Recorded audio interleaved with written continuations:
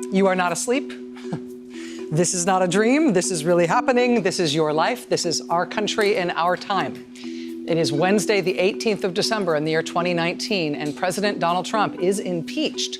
The vote in the House of Representatives tonight to impeach the president was not close. It was 230 to 197 on the first article, which was abuse of power. One Democrat voted present. On the second article, obstruction of Congress, it was a vote of 229 to 198, again with one vote present. These were not slim margins.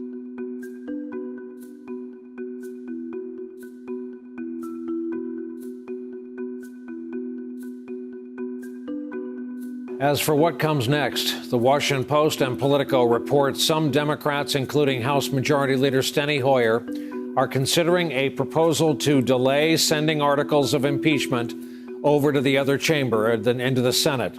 The Post writes that they see a delay as a way to force Senate Majority Leader Mitch McConnell to, quote, conduct a trial on more favorable terms for Democrats. And if no agreement is reached, some have argued the trial could be delayed indefinitely, denying Trump an expected acquittal.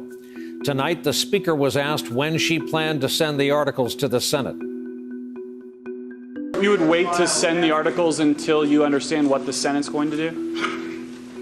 We'll make a decision as a group, as we always have, as we go along. We'll decide what that dynamic is, but we hope that the resolution of that process will be soon in the Senate. Guarantee that the impeachment article will be at some point sent to the Senate. I'm not. That would have been our intention, but we'll see what happens over there. Once the articles passed and the president was impeached tonight, you joined other leaders from the House Democratic caucus and spoke at a press conference in which you made very pointed remarks about what happens next in the Senate and raised very pointed questions about whether or not the Senate will, in fact, conduct a fair trial of the president. Let me just ask you about the nuts and bolts in that. There was a lot of back and forth involving the Speaker as to when and whether the House will actually convey these two articles of impeachment over to the Senate to start that process of that trial. Can you give us any update on that and whether or not you and your colleagues in the House believe that you essentially have leverage over the Senate to try to force them to announce more bipartisan, more, in your words, fair rules? Rachel, I think at this point, really on the immediate aftermath of this historic vote to impeach the president, we're not thinking much beyond this evening, except to this degree, and that is the American people want to hear the evidence. They want to hear from these witnesses that the president has refused to allow to testify.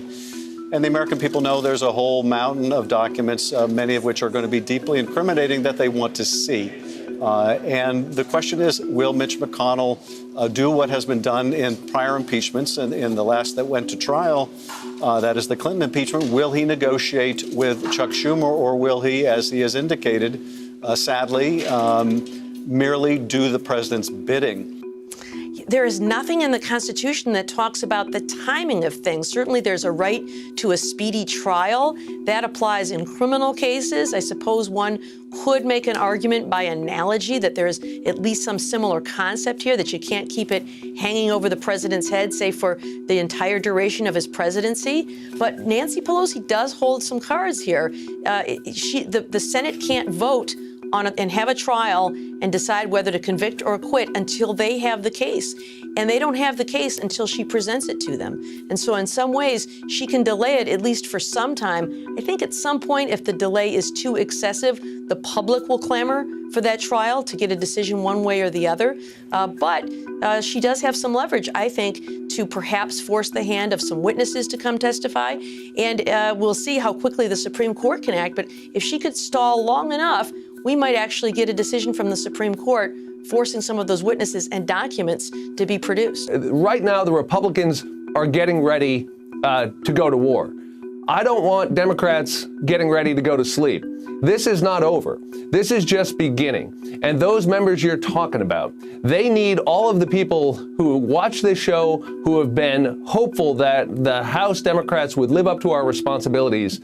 We need your help. It is now time for everyone to get in the game, and there's a role to play. Make your voices heard, get involved, be active, because the Republicans are going to war against those members you just spoke about. And they are not getting tired, believe me. They are just getting started. Right now there are ads running, they're in the mail, they're online, and I'm really hoping that Democrats understand that now is the time to get active. And all Americans of good faith who believe in the rule of law and the Constitution, you need to stand up right now.